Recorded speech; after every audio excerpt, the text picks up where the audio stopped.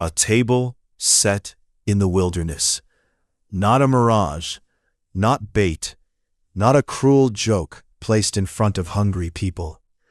A table, bread, wine, milk, water. And the strangest part is this: the invitation is not sent to the strong. It is not addressed to the impressive. It does not wait for the qualified to arrive with clean hands and full pockets. It goes out to the thirsty, to the broke, to the spent, to the ones who have already discovered that this world can drain you and still ask for more. Listen to the tenderness of Isaiah 55. Ho, everyone who thirsts, come to the waters, and you who have no money, come, buy and eat. Yes, come buy wine and milk without money and without price. This is how God speaks. He does not begin with a ladder. He begins with a welcome. He does not say, climb. He says, come. He does not say, pay what you owe. He says, without money and without price. There is a kind of exhaustion that lives deeper than the body. You can sleep for 8 hours and still wake up tired there. Your hands move, your mouth answers, your calendar fills. But inside, something keeps reaching. Something keeps searching for a drink that will not vanish on the tongue.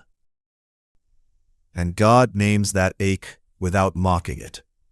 Why do you spend money for what is not bread, and your wages for what does not satisfy?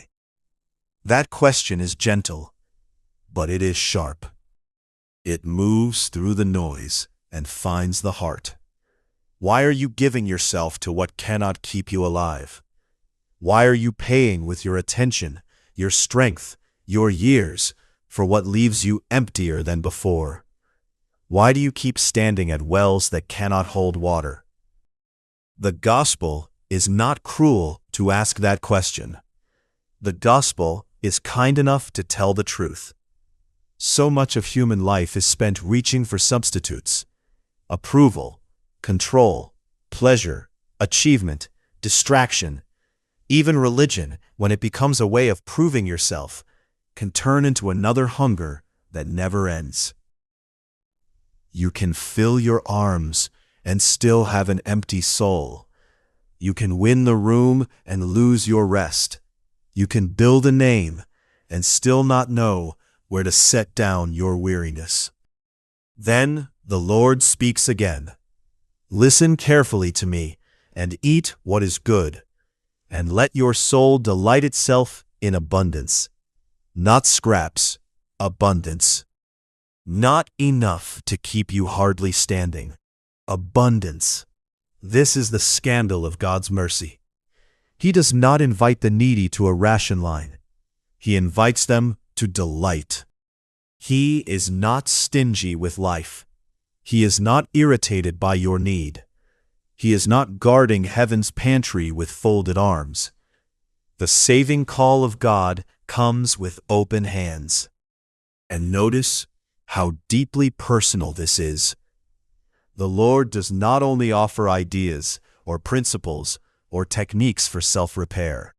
He says, incline your ear and come to me. Hear, and your soul shall live. Come to me. That is the center. Not just relief, not just provision, not even just forgiveness, though forgiveness is here in all its wonder. The center is God Himself, giving Himself to the undeserving. This is where the gospel rests, not in your ability to climb toward God, but in God's glad willingness to call you near. Not in your purchase, but in Christ's. Not in your worthiness, but in His grace. The invitation of Isaiah opens wide, because Jesus would one day stand and cry out, "If anyone thirsts, let him come to me and drink." And He could say that because He was moving toward the cross, where the Holy One would bear sin, where mercy and justice would meet, where the price we could never pay would be paid in full. Without money, without price, but never without cost. The feast is free to you because it was not free to him. And still he says, "Come."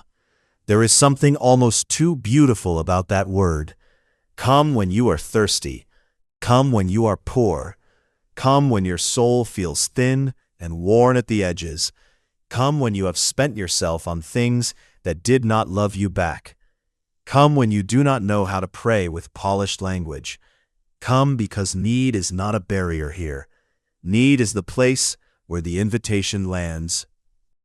The Lord is not embarrassed by your emptiness. He is addressing it. He is not asking you to create appetite. He is speaking to the appetite you already have. The ache in you is not proof that he is absent. It may be the very place where his voice is sounding most clearly. Everyone who thirsts, not a narrow whisper to a tiny corner, a wide call, a royal summons, a holy generosity poured into the dry places of the world. And then this promise, "Hear, and your soul shall live, and I will make an everlasting covenant with you, the sure mercies of David." Not a passing mood, not a temporary arrangement, an everlasting covenant. In Jesus, the Son of David, the mercies of God are not fragile. They do not flicker with your performance. They do not rise and fall with your feelings. They are sure, steady, blood-bought, held fast by the faithfulness of God. So tonight, or this morning, or in this quiet hour, when your heart has finally slowed enough to hear itself, let the invitation remain what it is, not pressure, not demand, not a test. An invitation. Come to the waters. Come and eat. Listen carefully. Delight yourself in abundance. Hear, and your soul shall live. You do not need to force this moment into something dramatic. You do not need to manufacture tears. You do not need to arrive carrying a speech. Just let the words of God be larger than your hunger. Let his generosity be larger than your shame. Let his call be the truest thing in the room, a table set in the wilderness, and a God who still welcomes the thirsty. This is extreme faith. Until next time.